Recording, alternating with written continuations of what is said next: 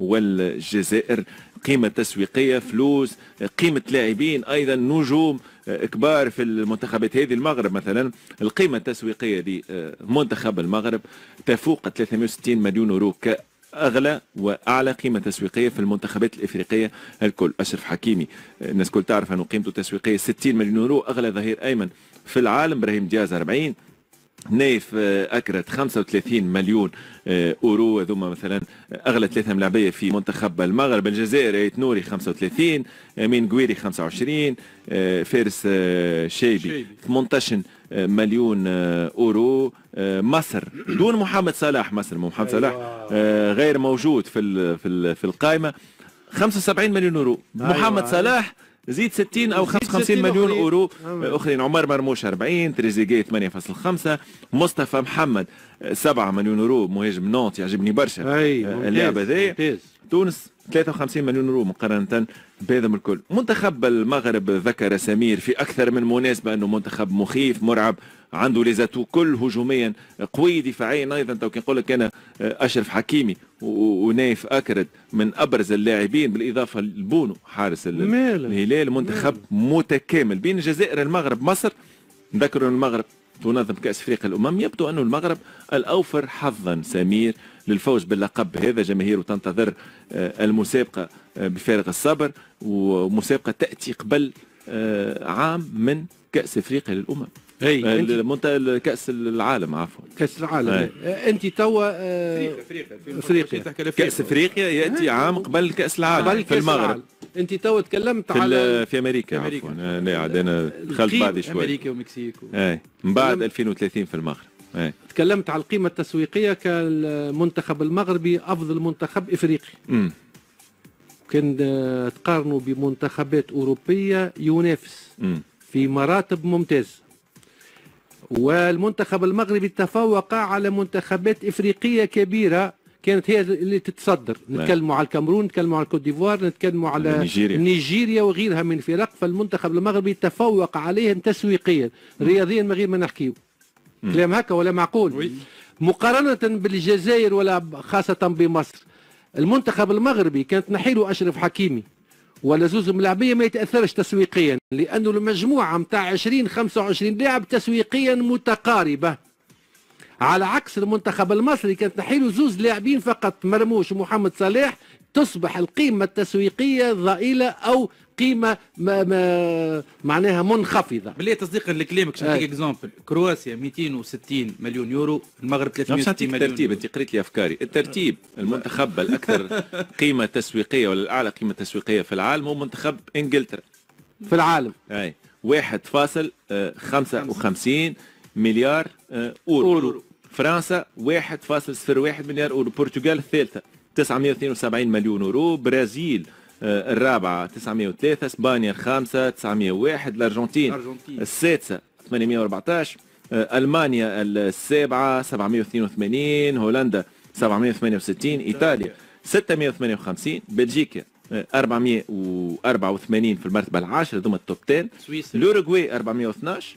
النرويج في المرتبة 12 374. في المرتبة 13 هالاند طلع منتخب المغرب.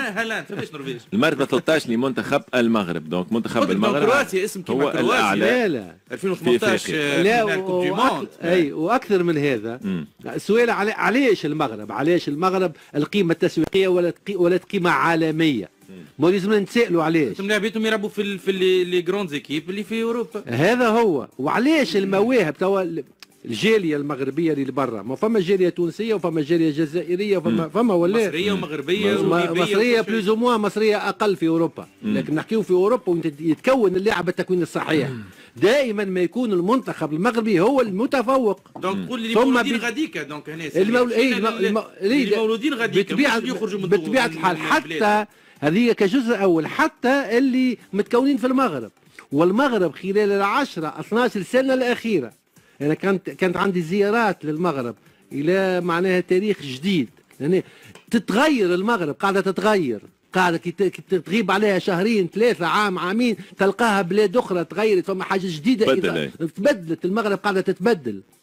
حاجه اخرى سمير هذوما اللي تولدوا غاديكا ويكونوا دي ستار كيما ابراهيم دياز ولا غيره كان نجم يلعب في اسبانيا فاسيلمون بيان سور. حكيمي عيال الاتحاد الاسباني كره قدم يجري وراه دونك يختاروا بلادهم كمان. اولا ساعه ارتباطهم ببلادهم، وثانيا التواصل معاهم. احنا حكينا على ربما السياسه التسويقيه الرياضيه، دبلوماسيه الرياضيه. باش نختم في كلمه خاطر المجال ما يتسعش الوقت نتاعنا. القيمه التسويقيه للاعبين اللي اقل من 24 سنه، للاعبين المغاربه، ها هو المستقبل. كيما خوماش كيما زلزال، هذا المستقبل. راك شفت في الاولمبياد تشكيله المنتخب يلعبوا في برشلونه.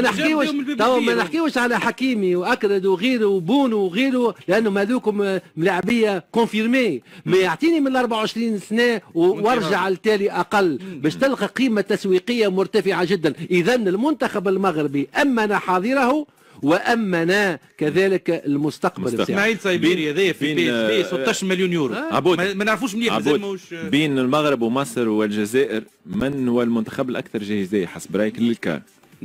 المغرب مش خاطر راهو هو اللي يستقبل، ولكن المغرب لا ايضا يستقبل راهو عنده قيمه. لا قلت لك ابار انا تو نورمال نقول لك هذاك واحد من النقاط اللي خليني نختار المغرب. ولكن حتى كان جيت تلعب في السنغال نقول لك المغرب. محمد شو رايك محمد؟ شوف المغرب هو يعني الناس كلها واضح اللي هو المغرب منتخب قوي، منتخب كما قال سمير منتخب مرعب، منتخب فيه النجوم كبيره ياسر. فما التناغم الكبير اللي حاصل بيناتهم سيرتو خاصه بعد اللي عملوه في كاس العالم. يعني الناس الكل الانظار كلها اتجهت للمغرب على اساس كمنتخب كونفيرمي. لكن التعزيزات اللي صارت في الجزائر، فما اوبجيكتيف في الجزائر، فما تعزيزات، فما نقد بدات تبني عليه الجزائر على المنتخب نتاعها، فما اوبجيكتيف يلزم توصل له. فما تواصل الاولمبياد تعديت، فما توا تخضر على اساس المنافسه ضد المغرب على اساس نفس الكاليتي جوار، لكن النتائج ماهيش كيف. لكن نفس الكاليتي ما نوافقكش برشا محمد حاليا. تحكي على المغرب والجزائر ما نوافقكش ياسر. اي شوف انا نحكي لك على الكاليتي ما تبعدش بعيد. حتى انا نحكي على زوز ولا ثلاثه، تحكي على حكيمي ولا اكرد اللي هما متفوقين ويلعبوا في فرق يعني كبيره. لكن زاد الجزائر كيف يعني ولا دياز. لكن الجزائر زاد ما تقلش قيمه اللاعبين نتاعها كلها محترفين، عندها بنك قوي، عندها الاختيارات تنجم لونترونور على شكون يرضى. انا نشوف اللي الجزائر قاعده حاطه اوبجيكتيف، قاعده حتى تحدي بينها باش توصل النيفو كما نقولوا نحن والمغرب، وتوصل تتفوق على المغرب خاصه في كاس افريقيا اللي هو تحدي في المغرب صعيب شوي. احنا قلنا اوبجيكتيف، احنا قلنا تحدي وكل شيء جيد.